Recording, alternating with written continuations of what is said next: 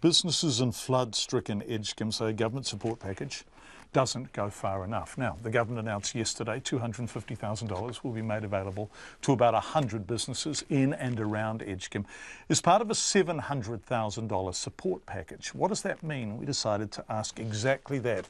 Here's our reporter, Adriana Weber. Faced with the aftermath of the floods, the owner of Edgecumbe's Super Value supermarket has a mammoth task ahead of him. Don Gorey has to dump all the food products in his shop and start to repair all the fridges, freezers and equipment damaged by the water. He estimates it's more than $250,000 worth of damage, and he's hoping his insurance will foot the bill.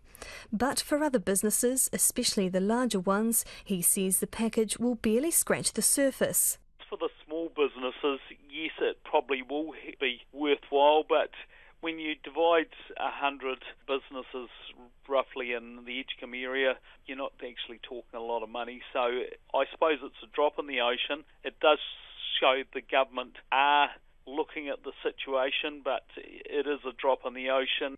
Carl Anderson owns an electrical engineering company called The Power Within, and his College Road workshop narrowly missed flood damage, with water surrounding it but not making it inside. The phone has gone quiet since, and he's been unable to get any work, as he relies on the local community for business. He says while businesses could do with more money, help of any kind is a good thing. I mean, it's going to be helpful. We're not going to kick a gift horse in the mouth, of course. It's a good start.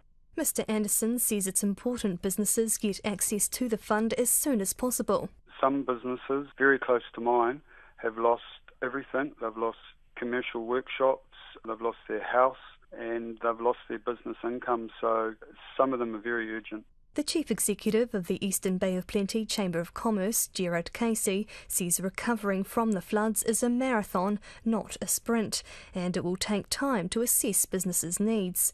He says at this stage they're still looking into the issues each business faces. They range from being able to pay 5 or 10 staff to, I've lost $3,000 worth of equipment, can I get that back? Or I don't have a premises where I can operate from, so how am I going to do that? So once we've collated all of that information, then we'll be in a far better position to be able to say, is this package enough for us and do we need more? The government has yet to release information about how to apply for support, but says the Whakatane District Council will administer the money.